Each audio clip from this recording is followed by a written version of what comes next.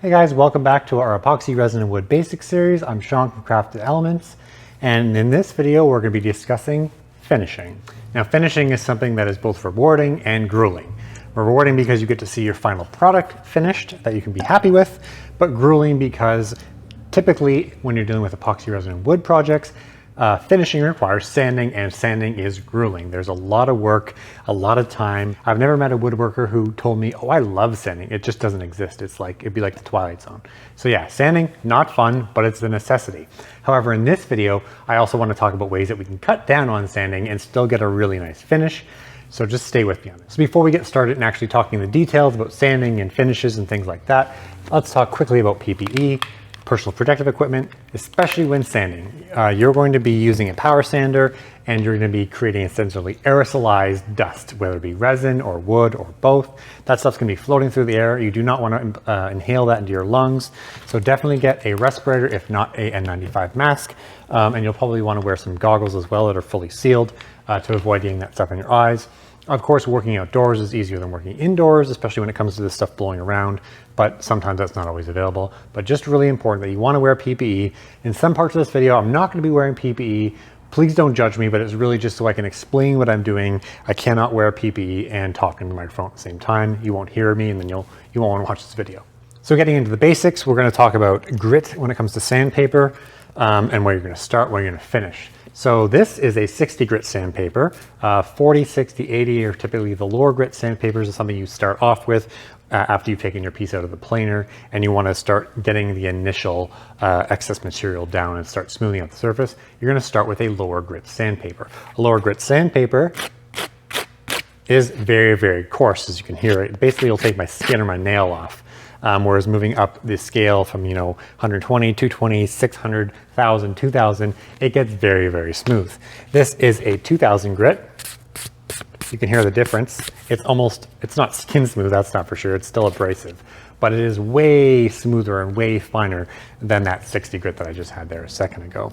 And that's really part of this process, right? When you're going to finish your epoxy resin and wood, or just your epoxy resin or just your wood piece, you're going to go between those grit stages. You're going to start at a low grit to get the initial surfacing done, get rid of the big swirl marks and etching from the planer or your slab leveler, and then you're going to go up in consecutive grits. And really what you're doing is you're actually going up a grit to take away the swirl marks and scars and damage that the previous grit did. So you're going to end up with an 80 grit, you're going to get a lot of swirl marks and scratches. You're going to go to the 120 grit to get rid of those, 220 grit to get rid of the ones that the 120 grit made, and so on and so forth. But eventually you're going to get up to a point where you're going to have a really smooth, clear surface. And that's also something that you need to consider in advance. How much work do you want to put into this project? Are you making a charcuterie board where you can get away with maybe going to 320 grit? Or are you making like an art piece that has objects embedded in solid resin and you need crystal clarity? And that's a really important difference because, if you're doing something that doesn't require extreme clarity and you're okay with a matte finish, go to 220, 320 grit, use an oil-based finish, which we're going to talk about in a minute, and you're done. It's a very low time investment. However, once you get into things like this, where we've encased, objects in resin, then you're going to need to start considering a serious time investment of not only sanding, but wet sanding and polishing. Now, I'm not really going to get into polishing in this video. I will tell you that in advance. One, and mostly because polishing resin is something I often do not do because I often don't have a need for it. Two reasons.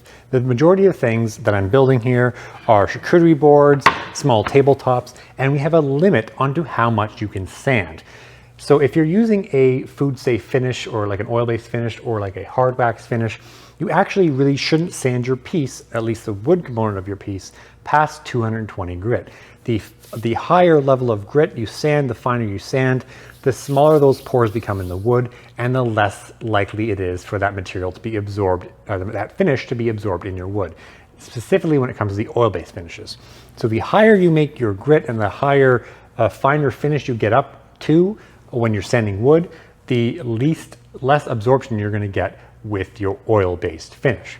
So again, in most cases, if I'm doing a charcuterie board or a tabletop and I'm using this one, which I'm going to talk about in a few minutes, you don't want to sand past 220 anyway, so I don't even bother getting to that polishing stage. However, I'm going to touch base on that polishing stage very quickly right now to get out of the way, but there are definitely going to be other videos you could watch on YouTube if you want to learn how to polish epoxy resin really nice to a glass-like finish. So I have here something called the Nova system, and it is a plastic polishing system. 3M actually also makes a polishing system. I think it's called Perfect It, and it is made for polishing a variety of things. So it would be automotive finishes or plastics or tabletops or epoxy or otherwise. And generally the way that these plastic polishing systems work is they are very much synonymous with the way that the grit system works in sandpaper. Going from the coarse material to the fine material is equivalent here. Going from the heavy scratch remover to a fine scratch remover to an actual polishing and shining compound. And essentially what these are is they are compounds. They do have very fine particles in the actual liquid, suspended in that liquid, that are finer than sandpaper, but not water, right? So effectively what you're going to be doing is once you get to that 5,000 grit level and you can't really go any further and get any more clarity out of your epoxy, you're going to move to something like this, a polishing system, which you can either use a hook and loop polishing pad on. Okay, these are both hook and loop solutions for a hook and loop power sander, or you can actually get a professional polisher, something like a DeWalt polisher with the actual polishing wheels, foam wheels that are good for different levels of polishing. But effectively it works the same way. You start with a coarser material or the coarser liquid, and you move up to the polishing liquid, switching your pads in between steps. There are certain pads like this one, which are made for high cutting, or essentially using a rubbing compound to really almost act like a sandpaper, or something like this one and the finer, smoother foam pads that are used for actually polishing and getting that final shine on the epoxy. Now, I'm not going to get really into this anymore in this video because I also want to mention something called flood coating. Flood coating is very much like a cheater version of this. If you have epoxy, if you've got an epoxy and wood project and you want to get like ridiculously clear, glossy finish like this, there's going to be some bubbles in this material, but that's more of the casting. I'm talking about the actual clarity of this finish. This is a flood coat, and for this piece, I think I sanded to 80 or 120 grit. So maybe, 10 or 15 minutes of sanding, and then I just applied a flood coat over it and I got that clarity. Because what the flood coat does is gives you a nice thin layer of epoxy resin and creates and basically fills all those little pin microscopic voids that are creating that roughness in the resin. So here's another one. Here's another example. That's a flood coat. That piece looked like that piece originally. It might be hard to see on the camera, but you can see that the wood's not very clear. The resin's definitely not clear. It's matte. But literally I took that to that sanding level, coated it with our flood coating, our top coat of resin, and it just creates like a 1/8, maybe even a 1/16 layer of clear resin, filling in all those little micro gaps and voids to create a super glossy clear finish. And I didn't have to sand to 2,000 or 5,000 grit. I didn't have to do any plastic polishing. So that's why I'm going to end the plastic polishing part of this video by just describing it. If you are looking to get a super ridiculously glossy finish in your epoxy and you've got a solid epoxy project that doesn't really involve wood, check out some other polishing epoxy videos. This is not going to be the video for you. I really want to focus on the level of sanding and the finishes that you're going to be using 90 to 95% of the time when making these things. All right, to further simplify what's here on the table and start getting to work on some actual projects, I want to quickly touch on the actual finishes, including sealants, coatings, and oils. So what I have here are a few different types of finishes you can use for a wood or wood and epoxy resin project. In this category, these are varnishes. A varnish is a finish that creates a solid layer, a film if you will, of essentially plastic on your material. So they are good for doing things like tabletops, furniture, art, like clocks. Like if you were making a resin and wood clock, that would be a good solution to use. These would not be something that you would use with a charcuterie board, cutting board, serving board. Like these are not a food safe finish. So if you're making mostly food safe stuff, cutting boards and otherwise, you stick to this side of the table. If you're making furniture and you want a hard wearing finish that creates like a protective outer shell, that's where the varnish really excels. But essentially I'm going to gloss over these. These varnishes are something you'd apply with a brush or you'd spray on. You might be able to roll it on depending on the varnish if it was thin enough, but they do get applied and then you let them dry. You would then either sand or do another coat on top depending on the level of finish you want and the hard wearing level that you want. But I'm going to gloss over them because in my opinion, at least when you're dealing with resin and wood tables and charcuterie boards, the vast majority of the time, you're not going to use one of these. I certainly don't use them. I would only use this if I was like in a pinch wanting to finish off an art piece that was made of wood or wooden resin or something I was doing on my laser cutter, like a sign. I would use one of these really, really quickly, get it down and dirty. But if I'm making a table or a charcuterie board or serving board, I'm really using one of these simple products anyway. So these are kind of out. But that really brings me to this guy. This is something that's kind of in the middle for a reason. It is a oil-based hard wax finish. This particular product is called Rubio Monocoat. Some of the other products that are on the market that are like it are something like Odie's oil or Osmo oil. And they're called a hard wax finish because they kind of combine the best of the oil-based finish, which we're going to talk about in a second, and the varnish. They create the oil from this material, absorbs into that wood, and creates a nice finish, but also the wax in this material creates a hard wax film or hard wax layer, very similar to what the urethane-based varnishes create. So these hard wax finishes, like the Rubio Monocoat, like Osmo oil, like the Odie's oil wax-based finish, are really good for furniture, tabletops, art pieces. I would not use them for a charcuterie board. I'm not convinced they're food safe. In fact, I do not think they're food safe. So I would really just focus on using this for tabletops. And the cool thing about this is that a little goes a very long way. This material was originally used, specifically Rubio Monocoat and Osmo oil, were really flooring finishes, okay? So they were used to finish unfinished hardwood floors. Most of the case, you're buying a pre-finished hardwood floor. It's already seal coated. It's got urethane finish, like a hard urethane finish on it.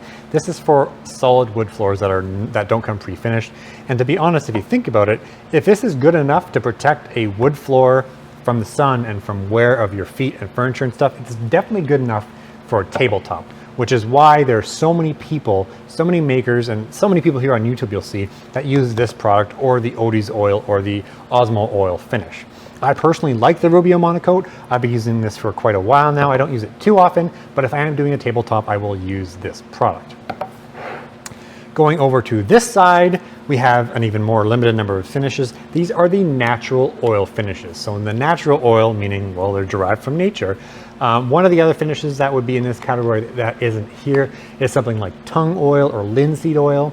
I don't want to talk about tung oil for a couple of main reasons. There are a lot of woodworkers that swear by tung oil. It is actually food safe. It comes from the tung tree or plant or bean or something like that. But it is food safe, but it's much harder to use, and it is the most molested oil-based product on the market. And I say that because there are so many tung oils you can buy, but they might not necessarily be tung oil. They might have 5 or 10% tung oil, and the rest is like resins or binders or fillers or these other chemicals that improve the quality of it.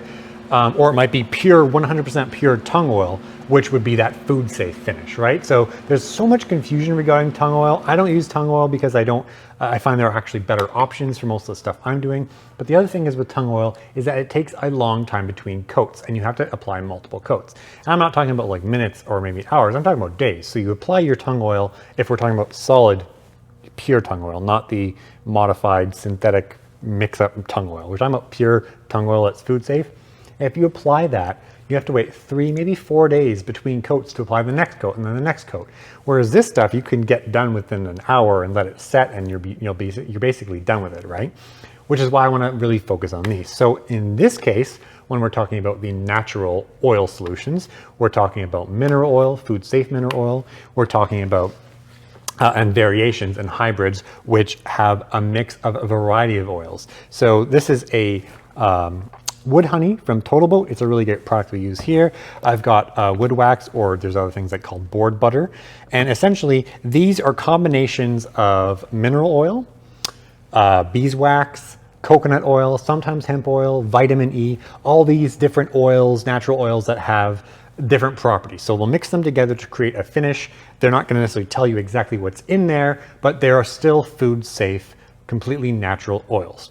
So in the vast majority of projects I do here at Crafted Elements for demonstration, which includes charcuterie boards, serving boards, cutting boards, I literally use one of these products. That's it. I rarely use these other guys. So if you're doing anything that requires a food safe finish, you are limited to these. You don't even have to worry about these, right? So that should simplify things right there. And the other thing, obviously, I want to talk about is flood coating. I do have an entire video on flood coating. This is, of course, epoxy resin, just in case, just to be clear. It's not like an oil, it's not a wood finish, it's not an oil finish, it's just epoxy resin. But you can finish an epoxy resin and wood project with epoxy resin, being a flood coat. Essentially what you're doing is you're sanding to, say, 120 grit to get a nice rough finish. You're applying a thin layer of this. It's going to dome out. It's going to cover it just like a bar top coating would, and you're going to get a nice finish like I described earlier, right? This is a flood coated product. It's been sanded to 120 grit, very little sanding involved, and then we flood coated to get that really nice finish. I do have a full video in this series on flood coating, so I'm not going to go in depth. Now, the other thing with these lines of products is because they are penetrating oil finishes, this is obviously a pure oil finish, this is an oil and wax kind of hybrid type solution, they do need to penetrate into that wood to work, right? So these finishes actually do create a limit onto how much sanding you can do, because essentially the finer grits and the further you go up in your sanding process, the more closed off the cells of the wood become. Essentially, you end up with wood that's so fine and that's so tightly grained that this material, the oil, can no longer penetrate into it, and that's effectively not doing a good job. So if you're going to use one of these products, you're only doing yourself a disservice if you're sanding your wood up to 1,000 or 5,000 grit, because effectively these products are not going to be able to do their job and work properly. So that's why I say, if you're going to use one of these products, know that there's a limitation in advance. Okay, so what do you do if you have a resin and wood hybrid, i.e. something like, you know, this, where you've got wood, but you've got resin, and you want that really clean resin look, but you know you want to use this finish. Well, in that case, you kind of have to work around it. You want to sand your wood to that 220, maybe 320 grit level, and then you want to continue to sand just the resin, obviously carefully, to, you know, 500, 600, 1,000, 2,000, whatever grit you want to get that level of sheen and clarity. So that's really the trick there. I don't do it often. I'm normally sanding everything to the same grit and just using these finishes. But if you do want to have super clear resin that you need to sand, but you want to use one of these oil-based finishes like you're making a charcuterie board, then you'll want to sand the resin independently to a higher grit level than the wood. Don't sand the wood past 220 or 320 grit if you're using one of these products. If you're using one of the Varnish products, you can do any of that. You can sand the wood and the resin to whatever your heart desires. You can go 1,000 grit, 5,000 grit, 8,000 grit, whatever. Because remember, this is a coating. It's going to basically create a film on top of it. It doesn't need to actually absorb into that material to stick and work. All right, back over here. Okay, I've cleared off the workbench and we are ready to actually get to finishing some of these projects. It's one thing for you to watch me talk about, you know, oil finishes and varnishes and hard waxes and sandpaper and polishing, all that stuff. But really, I want to show you in real time and address any questions and hopefully concerns you might have in real time as I finish each one of these boards. I've got 3 charcuterie boards that have been pre-planed or leveled. And by that, I mean they've gone through the planer, or in the case of this big guy, it's a small tabletop that we leveled on our CNC machine in one of these earlier videos of this series. So if you don't know what planing and leveling and all that is, you probably want to watch that before we're talking about where you're talking about sanding and finishing, because you need to know how to plane and level your board or your wood and resin piece before you start the sanding and finishing stage. So getting right to it, 3 boards. We're going to do one with a flood coat of resin. We're going to do one with a mineral oil finish. We're going to do one with a total boat wood honey, which is like a mineral oil beeswax sort of combination finish. And then the tabletop here, we're going to do with Rubio Monocoat, which is the hard wax or the hard wax oil finish, which is great for doing things like tabletops, not so great for things like charcuterie boards and serving boards. All right, let's get started over here. So the very first thing I want to do is actually round off these edges. So I've got my router table set up here, And I'm going to be using a round over bit, not this one, I've already got a round over bit inside the router table. And if you aren't familiar with how the router table works, we also do have, of course, a segment on shaping, templates, and routering in this series, so you definitely want to check that out if you aren't familiar.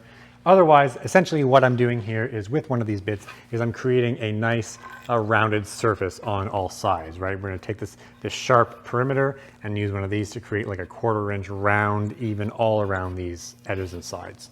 And that's what we're going to do now.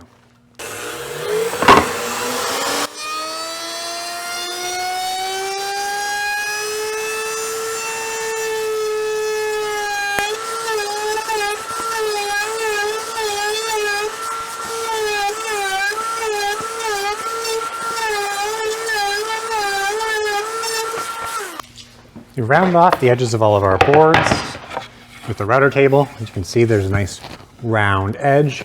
I think it looks nicer. Most people do these rounded edges, and I find they take impacts a little bit better. So if you're using this and it had like a perfect 90-degree edge and you were washing it in your sink or you hit against something, it's going to probably dent and chip that edge, whereas having that rounded edge just seems to take impacts better, or if not, hide them better. So what I've done here is I've laid out our sandpaper going from 60, 80, 120, 220, and 320 grit. However, I'm actually just going to completely forego that 60 grit. So like a 40, 60, even an 80, to be honest, is sometimes too harsh, especially if you've got a nice planer, fresh blades, and you've got a nice finish. I would use that 60 or 80 grit on this guy because you've got so many machine marks from the leveling process. But I'm just going to go and skip to like that 80 or 120 grit just to start with these, because if I use a 60 grit on this, I'm probably going to make the finish worse than what it looks like when it came as it came out of the planer, right? So I'm going to go ahead and get started. Just arbitrarily, I'm going to choose this one as our top coating or flood coating one, which means I'm only going to sand this one to 120 grit. With flood coating, you do not want to sand really past that 120 grit level, because if you sand to a really fine grit, the flood coat just doesn't tend to work. You get the surface tension and then the flood coat separates. Again, I have a whole module on flood coating. Watch that if you don't understand what I'm talking about. But again, we're sanding this to 120 grit for flood coating. We're going to sand these to 320 for our oil coating. I'm going to turn my vacuum system on that attaches to the hand sander, and I'm going to just scale this up. Each one of these boards is going to probably take 4 to 5 minutes per grit, because we do want to do the back sides and everything, right? So you're going to run this video and fast forward, but you'll see me switching from the 80 to 120 to 220 and up, right? Let's put our PPE on and let's get started.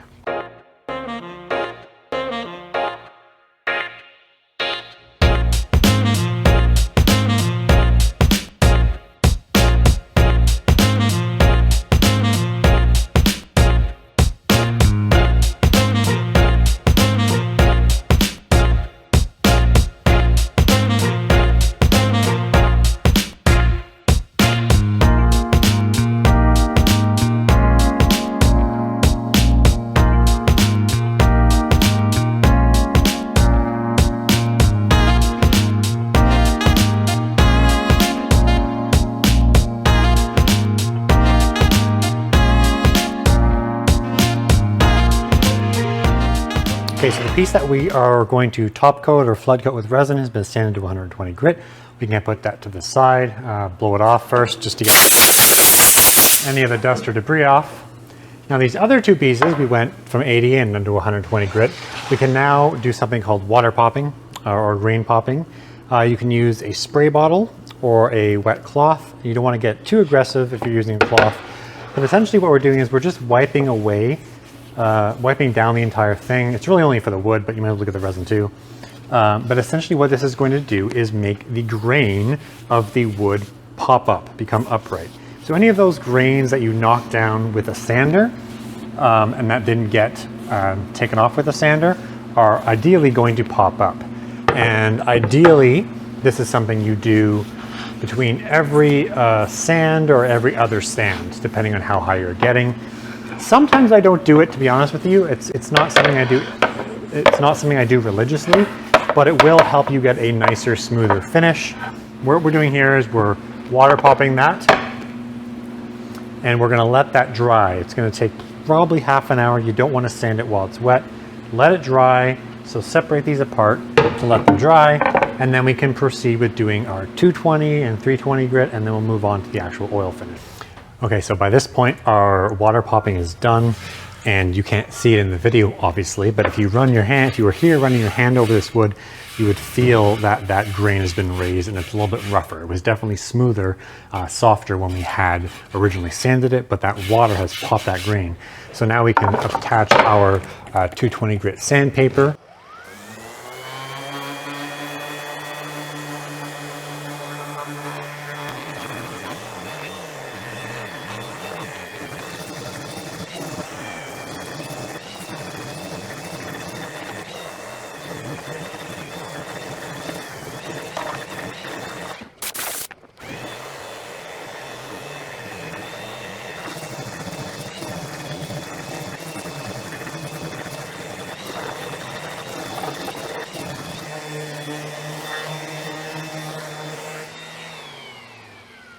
Okay, so that's the 220 grit. I'm going to take that guy off.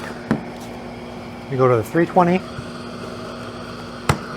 And at this point, we could water pop it again to get that grain up. I'm pretty happy with how this is turning out so far. I'm just going to go ahead and do it 320. You could also water pop after we do the 320, water pop it, then do the 320 quickly again just to get it, just to knock the grain back down. Your call. But I'm just going to proceed doing that now.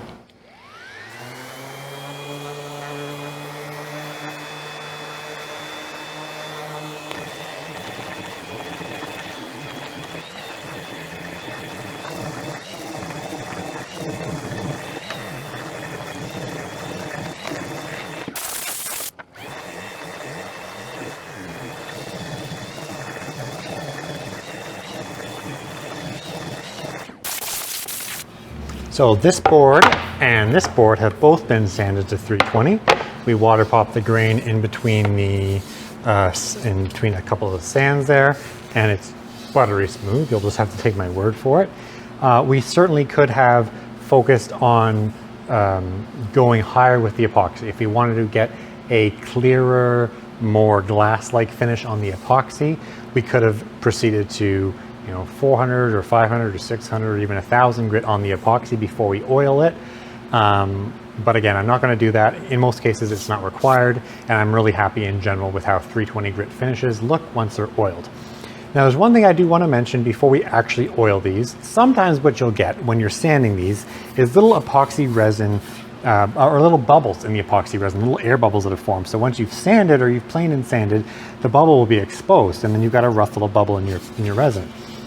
Luckily, there's not anything in any of this resin to show you that. I do have some unfilled parts of the wood here you can see, but that's not anything to do with the resin. That's just, the voids in the wood not getting filled with resin initially. However, if I was going to assume that these little pit holes needed to be filled with epoxy resin and fixed, whether in the wood or the resin, you could now do that. You could basically fill up those little holes and then resand that area again. You can definitely do that with super glue, CA glue.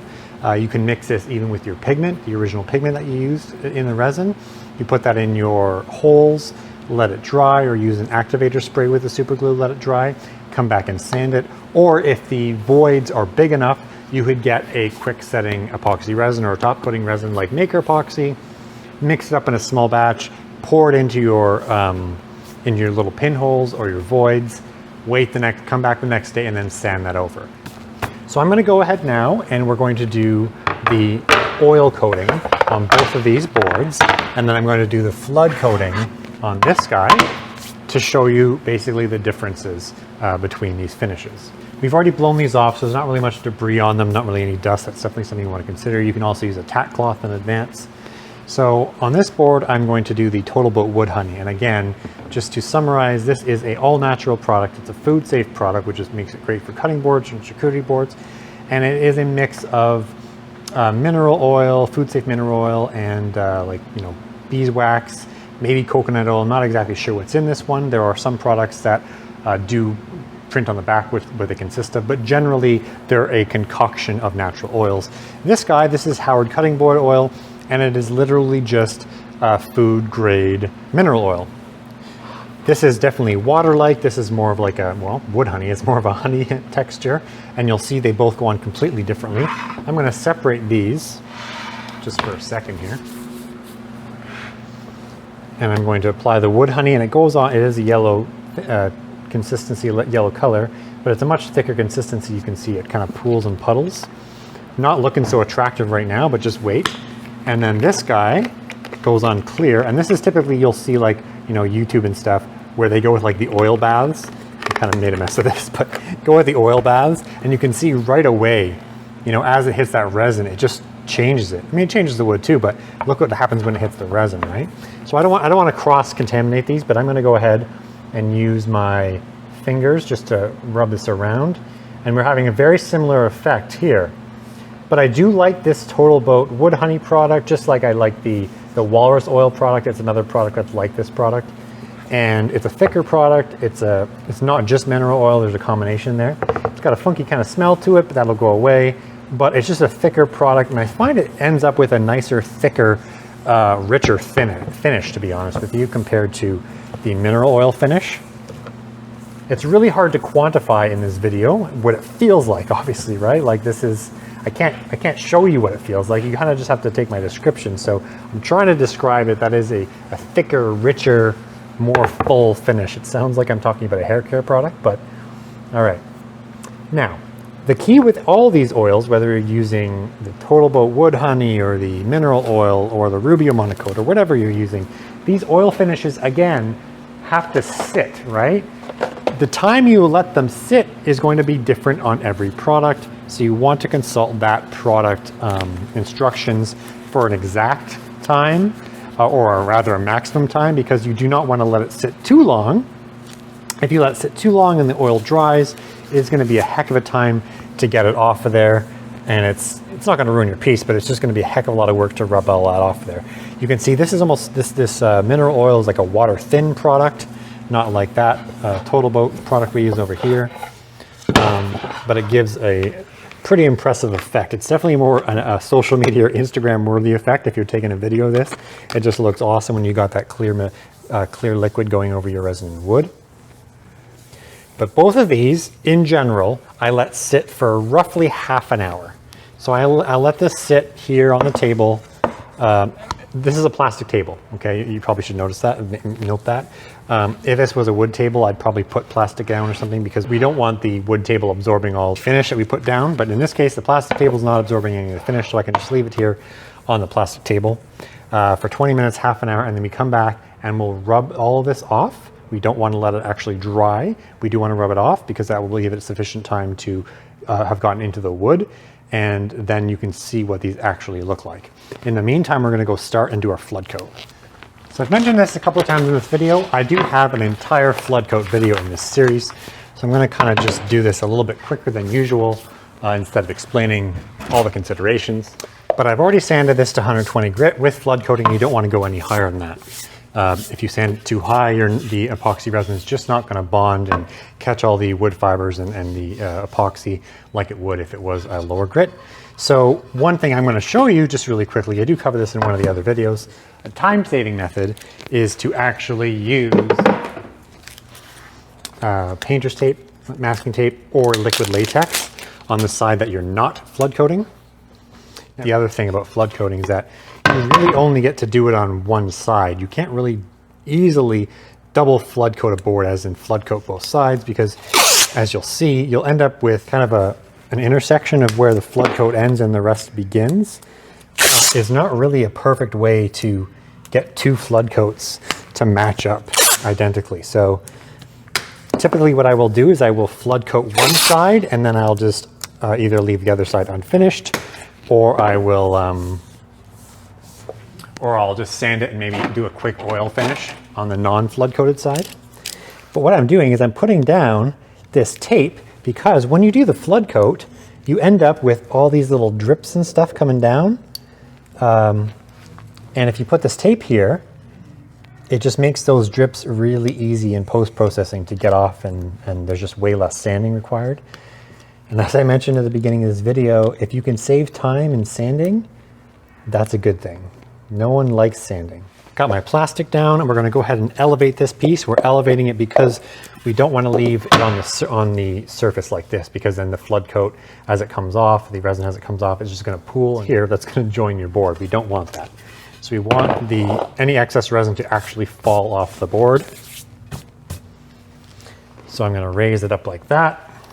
I'm going to grab our Total Boat Maker Epoxy. It is mentioned in a couple of other videos, in my epoxy video and the flood coating video, but it's a thick epoxy. It sets in 12 to 24 hours, and you want a thick art type or tabletop epoxy when you're doing these flood coats. If you use a thin epoxy, like a deep pour epoxy, it's like water, it's just going to go everywhere. You need a thick epoxy that's going to set relatively quickly to do flood coating.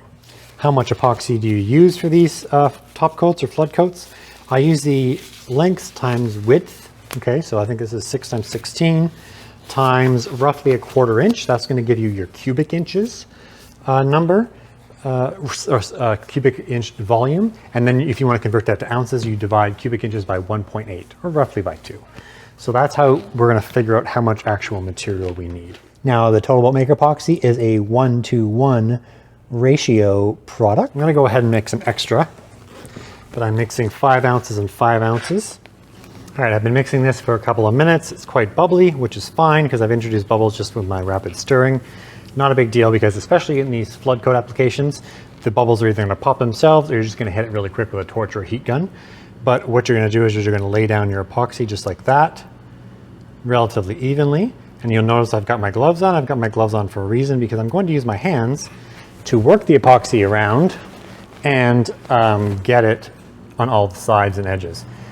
What I find is if you just if you let this happen naturally, just with surface tension and the meniscus force here, you end up with potential areas of epoxy being missed, particularly around the edges. So I always go with my hand and make sure that I've got epoxy in all the edges and all the corners, to make sure that there's epoxy there that's going to break any surface tension that was there. So any epoxy that's going to run off is going to run right over those areas as well. Most of these thick art type epoxies, including the Maker Epoxy, are self-leveling and doming, which means they will level themselves out. You don't have to, spread it all around with your hands. Eventually this is going to level out, assuming your table's level. And they dome, so they get kind of a nice rounded edge along all the sides, which is what you want in a flood coat or like a bar tabletop coating epoxy. So I'm going to let this sit for a couple of minutes. I'm going to hit it with my heat gun to get rid of those bubbles, and we'll check the differences between these boards that we did. All right, enough time has passed here that this finish has been setting, roughly about 20 minutes. You could probably set it a little bit longer, and again, every finish is going to be different. But all we're going to do is just come over with a nice lint-free towel. Sometimes they even use shop towels. Shop towels are pretty good for this because they're thick, they're disposable, and they just do a good job of wiping that material off. And the idea is that we don't want all the excess stuff left on here. Whatever's gotten into the wood and resin is already kind of penetrated, and we don't want the rest to settle and dry, because it'll end up just start flaking once it gets dry, and it'll look really bad. So it's important, this stage is important, and you can go around in a circle, or you can just go with the grain to get it all off. It's quite a beautiful finish. We're still going to let that dry before we do a quick buff. I'm going to get a new towel. Actually, I'm going to use shop towels for this just because they're disposable. And I'm going to get rid of the mineral oil one. Super thin. You can see just how quick my towel goes over that, because there's not really much friction like there was with that thicker wood honey product.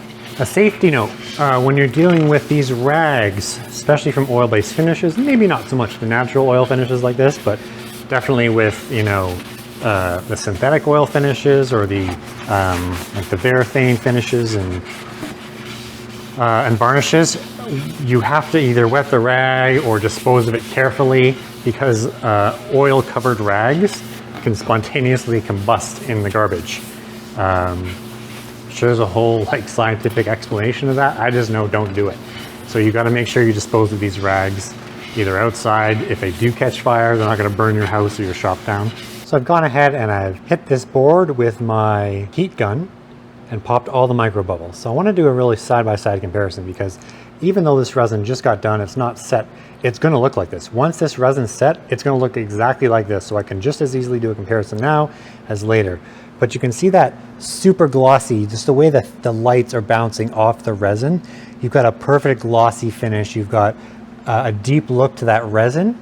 And then let's go over to our boards that we did in the mineral oil and the honey oil, rather, from Total Boat.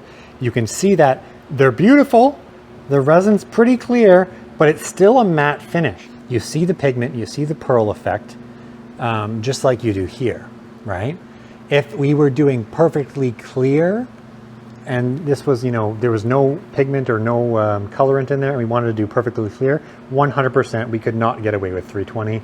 If you wanted to see a clear, you know, almost like glass-like finish, you would have to keep sanding those. For our purposes, especially knowing that to get the oil really penetrating that wood, you don't want to sand much higher than a 220 or 320. I think they turned out perfectly. So we've got our two finished boards that are done with completely natural oils, and we've got our flood coat board that is currently going to be drying, and it will be ready to use tomorrow. Now, there's some practical things I want to talk about before we move on to our next project, which is the tabletop and using the Rubio Monocoat. Specifically when it comes to cutting boards and charcuterie boards, since a lot of you guys, much like myself, are making these primarily. Anything this size, unless it's a piece of art, is probably a serving board, right? So there's a couple of things I want to mention. When you're dealing with these oil-based finishes, whether it be mineral oil or the wood honey by Total Boat, or you know the walrus oil product that is made for cutting boards, it is not a one and done solution. Okay, well, rather it's not a one and done solution if your product's actually getting used. I mean that because this looks gorgeous and beautiful and nice and shining, is just smooth as anything now, but as soon as this gets used as a charcuterie board or cutting board, it gets washed, maybe it gets put in the dishwasher. Soap and detergent get used on this to get rid of any, you know, grime or cheese or whatever might be put on there.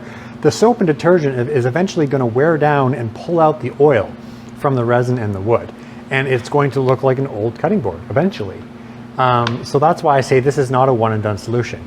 It's eventually not going to look like this. It's going to look like a dried out piece of wood after it's been washed and dried multiple times. So you are going to have to consider that. You're going to have to do a quick resand and a recoat with your cutting board oil or your wood butter, whatever you're using, to make it look like this again. Whereas the flood coat is always going to look like that unless you actually start, you know, like scraping it or using a knife on it or something, right? So that's the disadvantage of the flood coat. The flood coat looks beautiful right off the gate, this nice hard finished product, but it's still resin. If someone, you know, a guest takes a knife or scrapes off a piece of cheese, or, you know, takes a fork and sticks it into the board, the resin's going to mark, and it's not something you can just buff out, right? That's in there for good. So there's definitely two considerations. Are you good with the matte finish that's not going to last forever, that you need to refinish every once in a while? And I don't mean like weekly, I mean like, you know, every 3 to 6 months, depending on use. Or are you okay with the really, you know, nice polished glossy finish, harder, but that's going to scratch and scrape easier, that's not really recoverable unless you resand it and recoat the whole thing again? Kind of apples and oranges here, just things you have to consider. I can't answer that question for you. It's just food for thought that you need to think of when you're finishing these things, especially if you're finishing them for a customer and not yourself, where you can easily just, you know, rectify situations down the road.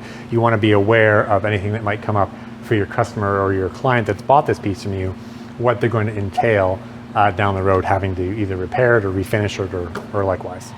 Okay, so in between that flood coat drying and the tabletop I'm going to do, I decided to just quickly sand up a piece of wood and resin I had, and I've sanded this to 600 grit, so a little further than the 320 grit, and I've sanded the top surface there, so you can see it's nice and smooth, nice and flat, relatively matte, and we're going to hit it with this gloss clear polyurethane spray, which again is a varnish. If you remember from the beginning of the video, the varnishes are effectively a top coat, a cover, a film. They don't really absorb into your material, but I just wanted to demonstrate this for the sake of completeness and to show you that it is a practical solution, whether you're using a spray-on material or whether you're using a brush-on material. It is a solution that does work sometimes, whether you're using it for a tabletop or an art piece.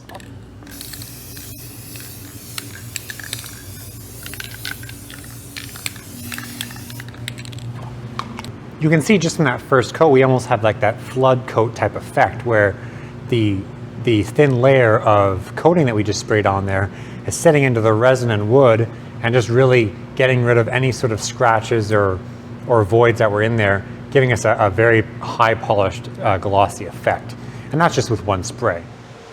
It is time to sand our 36 by 18 inch small tabletop or giant charcuterie board, depending on what you want to use it for.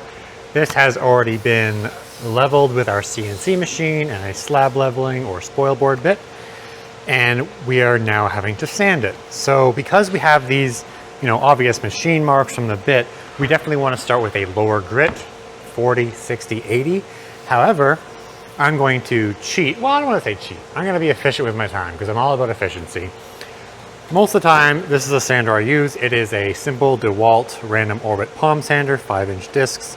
It's like a $100 sander, right? And I have it hooked to my vacuum system. But I do have the luxury of having one of these Gem Industries big 11-inch sanders. And that will literally cut the work in like half, possibly 25% of the work by using the sander, simply because we have that much more surface area, so sanding goes quicker. One thing to mention about these are obviously an expensive item. They're $600 or $700 for the unit. Comes with a shroud that'll attach to your vacuum system. And they also use slightly different paper. They use the 11-inch discs, but these are rated in microns, not grit levels. So in the other sandpaper, which was like a 40 grit to like a 2000 grit, with the higher grit number being a finer, smoother finish. The lower grit number in these is the finer, smoother finish, because when measuring in microns, the lower the micron number, the finer it is. Makes sense, right? It's a smaller particle. So I've got 120 micron paper, which is probably like maybe like an 80 to 100 grit equivalent. And I'm going to put that on our sander. We're going to get to work. Get that on the pad, and you can see the way that this works. It's a random orbit design, so you're going to get that nice finish there, random finish, instead of just constant swirl marks, which is really good for these sanders. And the cool thing is the weight of these things is substantial, 20 pounds. So it's going to automatically put pressure on this piece, so I don't have to press on it to sand it. It's going to just naturally have downward force because of its weight.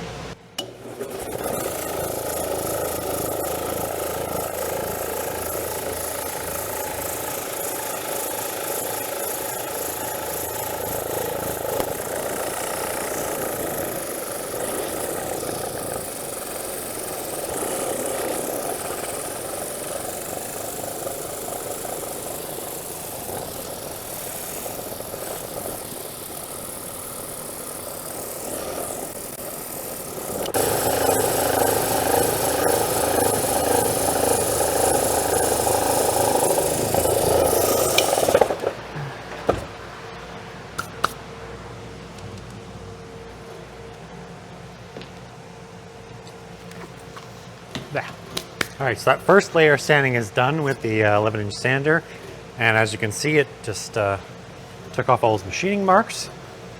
So what I'm going to do now is I'm actually going to router the sides of this. I could have done that in advance, but I wanted to make sure we had a super level surface, and I didn't want those machining marks to kind of affect the way that the router was sitting. So I'm going to go ahead and router the edges, round off the edges. I could use a handheld router. Okay, maybe not this one, but this is like a trim router. I could have maybe used this, but I have a bigger handheld router as well. I could have used a handheld router with the router bit, but because this is a small enough table, I'm just going to flip it upside down and go to my router table and router it that way.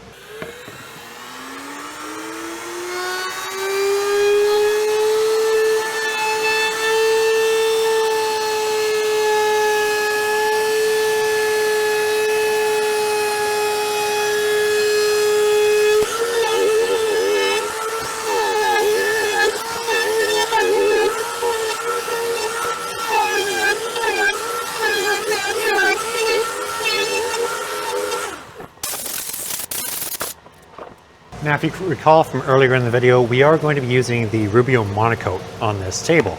And because of that, we want to make sure that this wood doesn't get sanded past, Rubio says 150 grit. I can typically go up to 220 grit and do go up to 220 grit. But that's specific to the wood, right? If we wanted to make this resin pop a little bit more, make it a little clearer, we can just sand this part, just the resin part, independently of the wood. So we'll go up to 150 grit on the wood, and then we'll probably go up to like 1,000 grit on the resin, and then we'll apply this stuff. Because this stuff, remember, isn't really doing much to the resin. It's really, it's not getting absorbed into plastic, it's getting absorbed into the wood. So we want to make sure those grains are open enough to receive the oil like this. So I'm going to switch to my hand sander, because I've got more sanding discs available for that I can go. I'm also going to do the sides of the table, and I'm not going to bother with the underside of this because, well, you've got some excess resin here and stuff. It has been leveled, but it's a table, so no one's going to see underneath it. It's certainly up to you if you want to finish the underside of your table. Some people just finish them very basically and just throw some oil on them. I don't think it's necessary, especially in this case, because this is for a demonstration. I just don't need to put that much work into it. So I'm going to go ahead and get started sanding this to probably 220, and then just sanding this up to close to 1,000.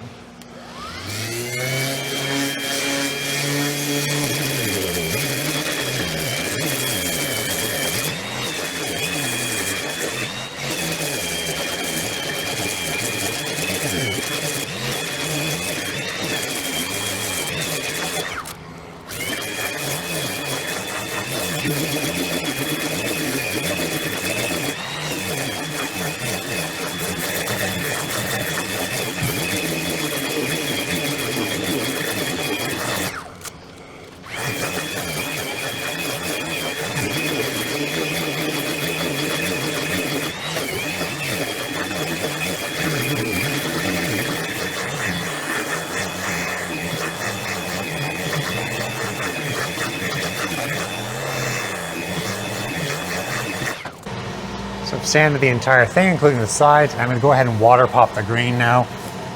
You could spray water on, or you could use a somewhat wet rag.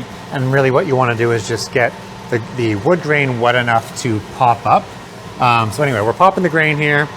We're gonna hit it again with 220 to smooth out the wood and the resin, and then I'm gonna go over the resin to close to 1,000 just to get it really clear, because you can see as it's wet here, it's starting to show really nice, but it's still a little bit murky.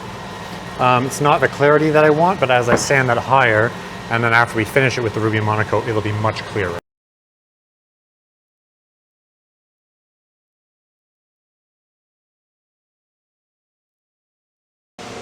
So I've moved our tabletop after sanding to a different part of the shop that is less sandy and dusty and dirty. I've got our Rubio Monocoat oil plus 2C, and it is in the pure color, which means it's not tinted at all. They do offer this product in various tints, but in most cases, if you're a woodworker, you want the wood and the resin to shine through and see through as you built it, not to tint the entire thing, right? Now, the one thing to know about this is you've got your main part, but you've also got your hardener or your accelerator, which is going to allow you to actually get this tabletop, fully done in a day or a day and a half of setting and drying versus a couple of weeks. If you don't add the accelerator to this, it will still dry, but it takes like 1 to 2 weeks. So it's kind of a no-brainer. You want to use the accelerator, and to do that, you need to mix a 3-to-1 ratio. So 3 parts of the main component and 1 part of the accelerator. And as I said earlier, like, this is a really small container. But it's very expensive. This stuff is very costly, but it goes a long way. Like, this would probably do a small room if you were doing a floor.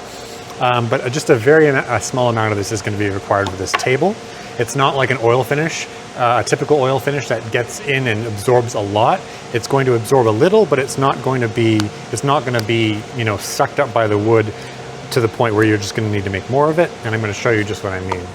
So I'm going to go ahead and measure out a rough an actual 3-to-1 ratio. So I'm going to do 10 mil of the accelerator.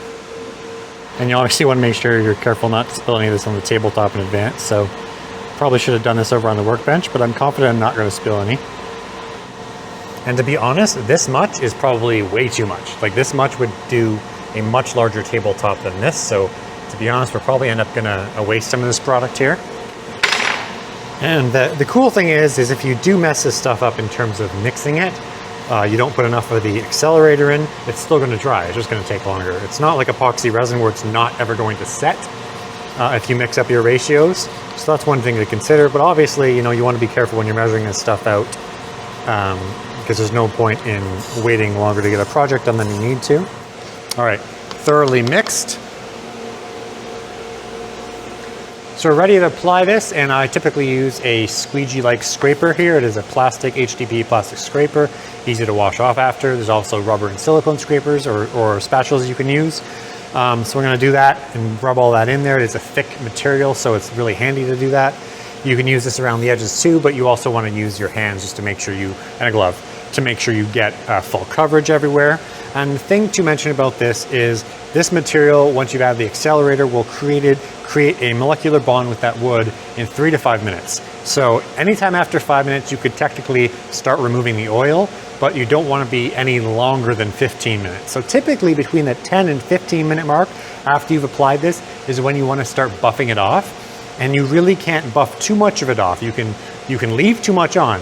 So you don't want to be concerned about taking too much off, because the initial bond is really done within 5 minutes. So anything else that's coming off is excess anyway.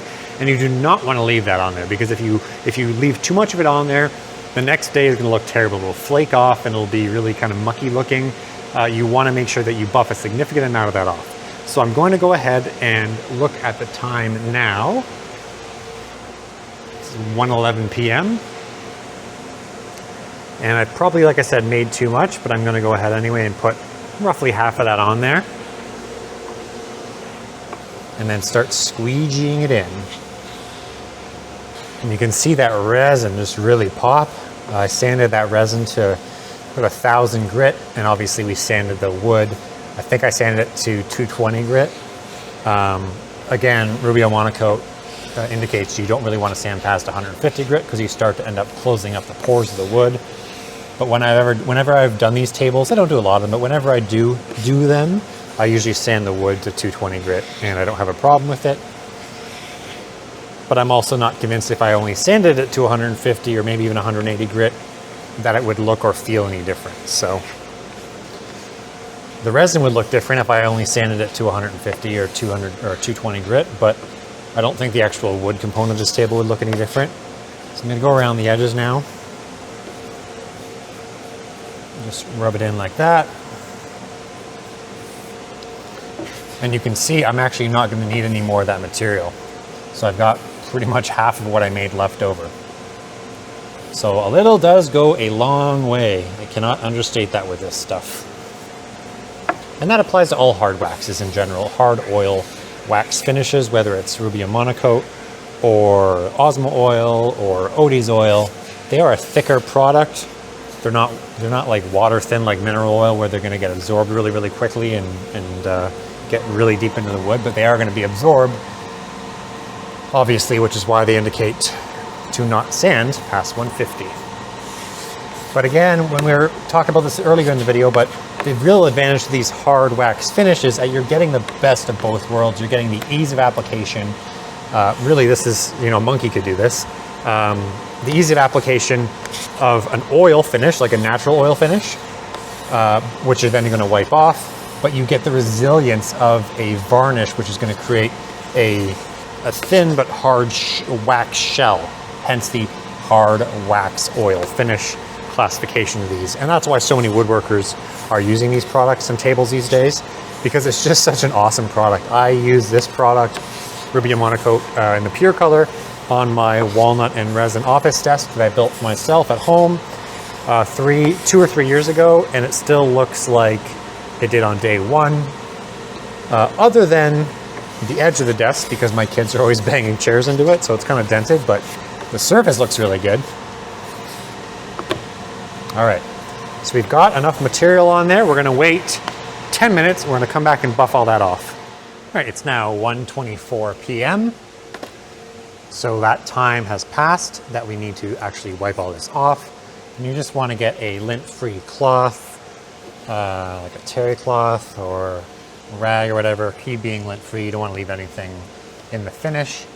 Just do a quick wipe off, and then you can start actually doing like a real nice buff on it. And you can actually use, you can either do this with your hand and a cloth, or you can actually use like a power buffer.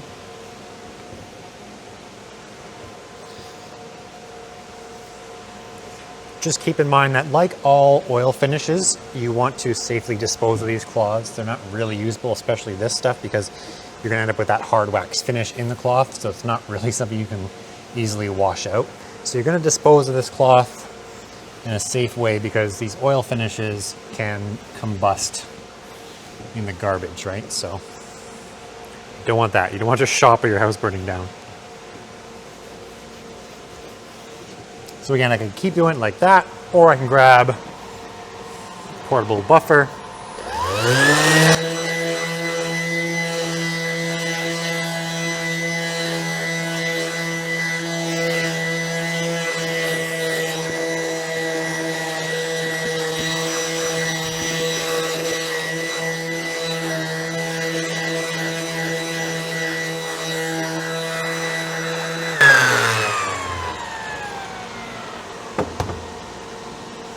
The other thing you want to do is similar to like doing a flood coat, you can have some of this material go underneath the table, especially when it's raised like that. So you want to go around, just make sure you get a couple of inches under to flatten any oil that's kind of seeped under there and cause a drip mark, because once it does harden, it's kind of nasty to get off.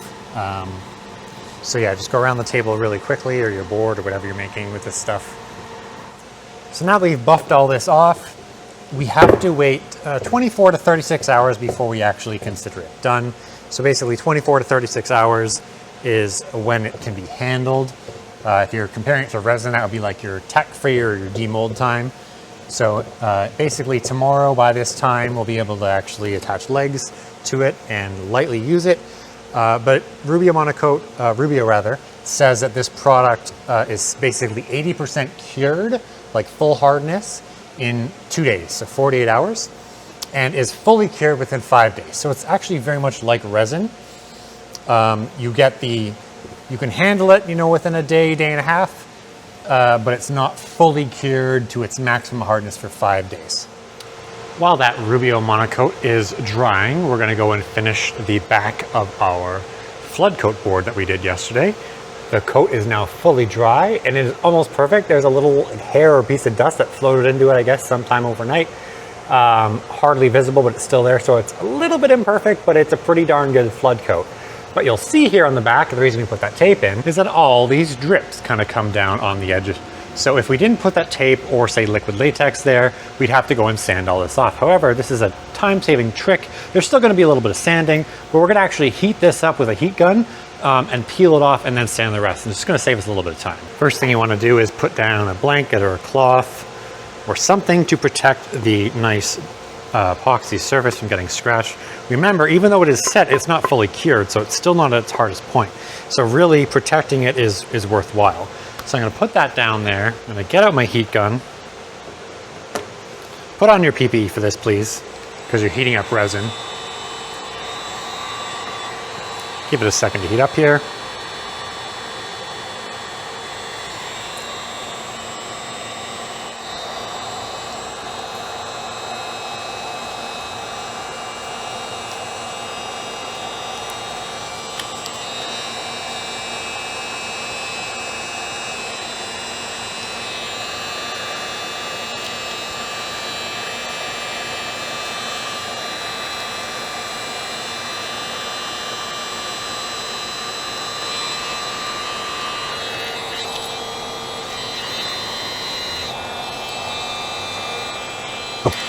And what we've done is we've gone and saved ourselves a ton of sanding time.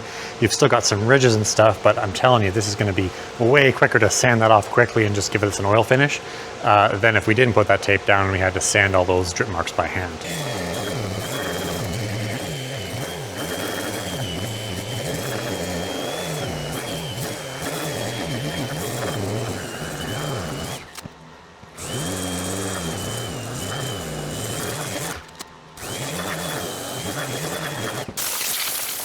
I'm going to grab the Total Boat Wood Honey product, which is a natural oil blend, mineral oil, beeswax, and whoever knows what else. And we're going to finish the bottom that way. It's really not feasible to do a flood coat on a bottom and a top because of those drip marks and stuff. You'll end up just messing up the flood coat. If you do a flood coat on this side, you'll end up with drip marks on the other side, of the really nice flood coat that you already did. So you typically only flood coat one side of your piece. And then you can either leave unfinished or finish like with an oil or spray or roll on varnish the other side. All right, we now have a super shiny bottom and a really, really, really shiny glossy top. If you've decided by the end of this video that you absolutely love sanding, please send your resume to Crafted Elements, attention Sean. No, I'm just kidding. As you can see, it was a lot of work to finish these 5 pieces. We sanded them and we finished them with a variety of oil or spray on or flood coat finishes. And I want to talk about those really quickly as a summary now before we get in the video. So these 2 boards were the first ones we did. They are finished up to 320 grit, and we applied the Total Boat Wood Honey to this one and the mineral oil to this one. As you can see, they're beautifully looking boards, but they are a matte finish. Typically that's what you're going to get with those oil finishes, especially when you're only going to get up to 320 grit of sanding. Moving over here, when we did the flood coat, this is a glass-like surface, right? We've got a super clear, super glossy surface that we covered in the Total Boat Maker Epoxy, which is a great product for doing flood coating, a great product for doing resin art, as well as like bar tops and countertops, tabletops, those types of things. The obvious disadvantage to doing a flood coat, although it saves time to get that super glossy finish, is that it is going to be more susceptible to damage. You know, nicks and scratches and scrapes, especially if it's being used for food, like a charcuterie board, which is probably what it's going to be used for. You know, using a knife or a fork or something can definitely leave permanent marks in that resin, and that's not something that's easy to come out. You're going to have to essentially refinish that entire board, whereas marking up these, not such a big deal, a very quick sand, and then a reapplication of the oil, and it'll be good as new. Something to consider. In between production of this tabletop, we ended up just grabbing a spare piece of resin and wood that I had here on the desk and applying a varnish to it.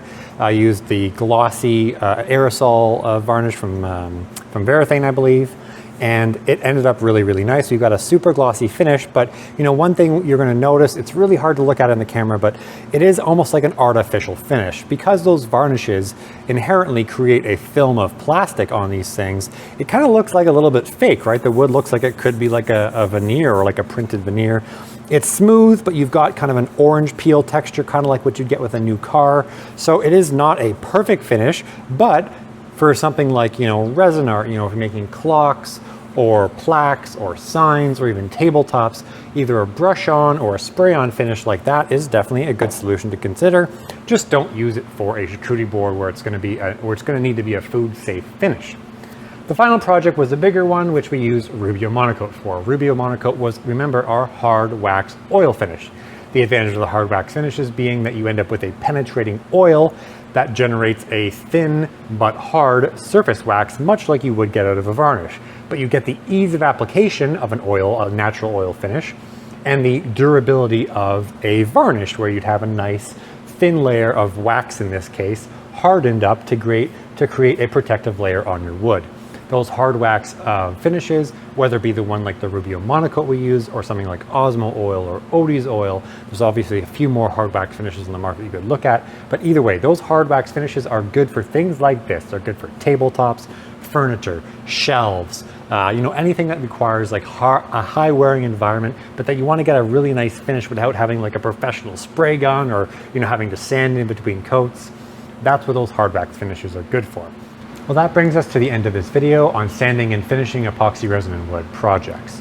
If you enjoyed this video and you found it informative, please hit that like button and please subscribe to us here on YouTube. This video is part of the Epoxy Resin and Wood Basics series.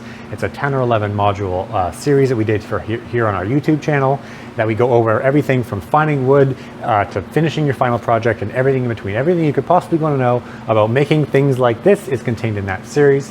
So if you're interested in learning more about working with epoxy resin and wood, check out the rest of the videos in this series. And again, thank you for watching. I hope you enjoyed it, and we'll see you in the next video. Wait, you made it all the way to the end of this video, which means you get an exclusive 10% discount on anything from craftedelements.com or totalboat.com. All you need to do is enter coupon code ERWBVS at checkout. That's ERWBVS. This coupon code is going to get you an instant 10% discount on any of the time-saving molds, templates, or tools at craftedelements.com, or head over to totalboat.com and use the code to get some amazing epoxy resin at a 10% discount.